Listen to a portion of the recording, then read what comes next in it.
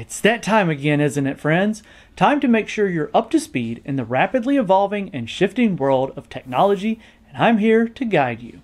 That's right, another week has come to an end, but with it came really exciting news and new launches. We finally got to see the fruits of the Samsung and Radeon deal showing up in its latest processors. Microsoft is throwing big money again, and this time it's towards Activision and Blizzard. And AMD launched the Radeon RX 6500 XT, and to say that it's been a divisive launch is an understatement. Now with that preview out of the way, let's get on to the juicy parts. Sure, Samsung has been making its own processors for some time, but what happens when they team up with one of the powerhouses of graphics? Well, you get quite an interesting merger between the computing space and mobile with the newest Exynos processor that will be packing in Radeon RDNA 2 graphics thanks to the company's partnership. The Exynos 2200 series of processors was just announced, and it will likely be used in the upcoming Galaxy S, Z Fold, and Z Flip lineups. Sure, we'll see the usual upticks from the CPU side of the SoC, but this time the chips will feature the new Xclipse GPU architecture that packs in RDNA 2 architecture.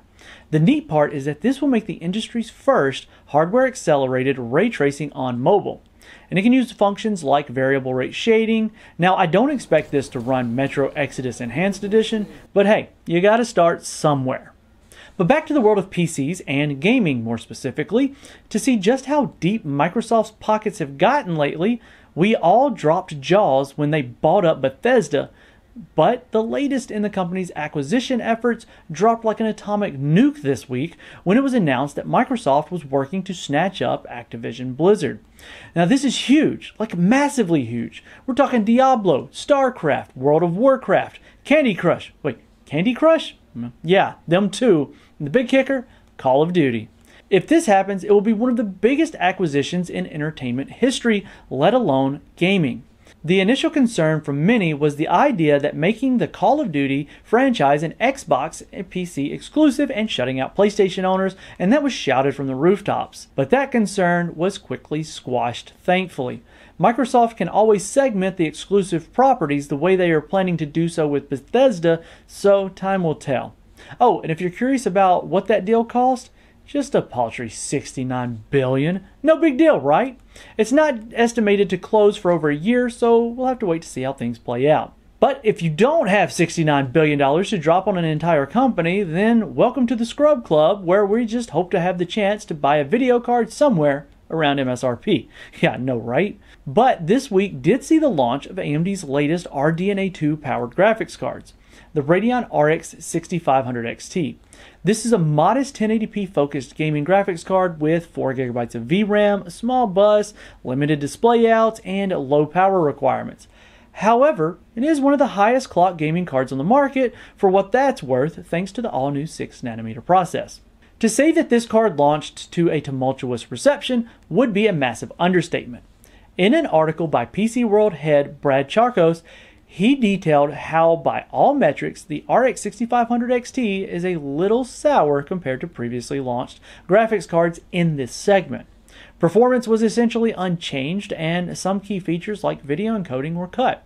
The small VRAM pool may be less desirable than the previously launched 8GB cards, but no miner is going to want this. And that's what AMD claims they were aiming for. Their stated goal was to do what they could to hit this price point and actually have it available at MSRP, a rare treat nowadays. Of course, everything was sold out day one and prices are inflated right now, but we'll have to see if AMD's plan works out in the coming months. Because sure, the RX 580 on paper puts down similar numbers, but that card is going for well over $300 on the used market. So if AMD's plan comes together, then at least you'll be able to get a modern graphics card without destroying the bank account. But that's the reality of the global chip crisis and supply chain fiasco. It just makes this timeline one of the worst. Is this an exciting card? Hell no. Is AMD trying to rip everyone off? We don't think so. Should you buy this card? Well, that depends on what you want to do with it. But it does offer plenty of performance, just not like the days of old. And if you want to hear the rest of Brad's explanation on just what the internet got wrong with this launch, then hit the link down in the description and leave us your thoughts in the comment section. So, There you have it, another fine week in the bag. The partnership between AMD and Samsung finally bears fruit for the mobile phones soon to be powered by RDNA 2 graphics. Nobody expects the Microsoft acquisition. Sorry, I couldn't resist. And neither can Activision or Blizzard, as Microsoft makes moves to buy them publisher up for a smooth $69 billion. And last but not least, the most controversial graphics card launch of this generation happened with the Radeon RX 6500 XT. PC gamers are genuinely hungry for some affordable and performant gaming graphics cards, and this is an interesting experiment to see play out. I want to thank all of you for joining me once again, and if you enjoyed the topics this week, let me know by hitting that like button.